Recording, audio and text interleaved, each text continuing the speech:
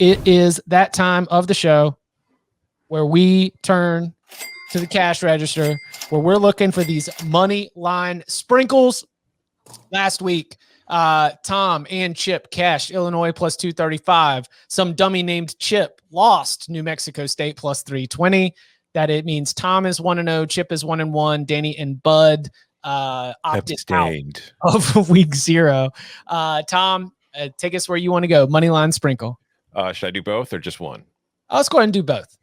All right, the first one will be in line with a lock earlier. I'm taking Georgia plus 135 because I don't just think they're going to cover. I think that they are going to win, at least often enough to cover that price. And my other one, going against Danny here. Sorry, we can't both win, but I just think this is a flyer worth taking. I'm taking Penn State plus 190 to beat Wisconsin. I like it. I mean, if you think it's some good value, nearly 2-1. If you think that Penn State's going to be able to surprise some people, Bud, moneyline sprinkle. Okay, can we go to Danny first? Actually, I'm kind of debating between these two. Yeah, I'll give you one. I might have two, but I'm going to kind of hear what you guys say. Again, theme of the day, teams that have already played. I know this was a mockery around college football when you saw the home crowd at UCLA versus Hawaii, and everyone was, oh my goodness, no one cares about football.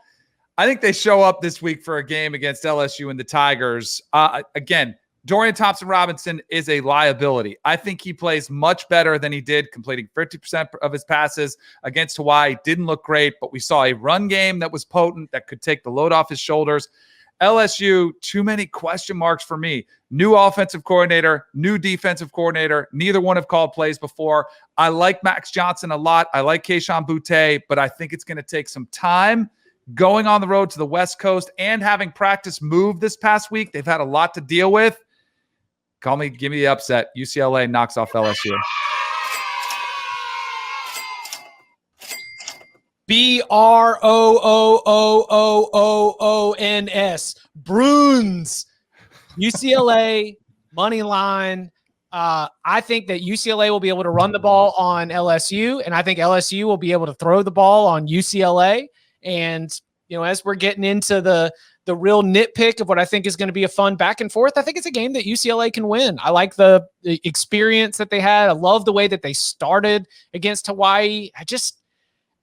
What we saw from Hawaii's defense is clearly not what we're going to see from LSU's defense.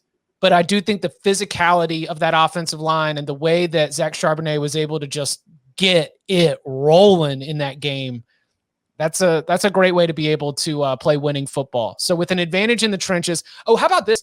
I think in the weird way, the SEC team's better on the perimeter. The Pac-12 team is better in the trenches. Like we always think about the SEC, the reason that they're better is they're better on both lines of scrimmages. That is not the case here.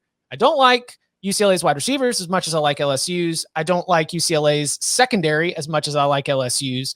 But old school SEC football is actually happening with the Pac-12 team. And so I will take the home dog as my first money line. My second one is just jumping out the gate with Talia, man. I mean, we've got a fun West Virginia, Maryland game. I think it could get weird. And I think there's a decent chance that the Terps win.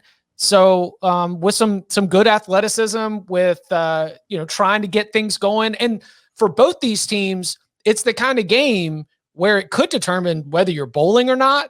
I love the way that the border war, the stakes of needing this win for both of these coaches and both these programs. I'm going to go with the home team there as well. So Maryland and UCLA, a couple of field goal dogs are my money line sprinkles.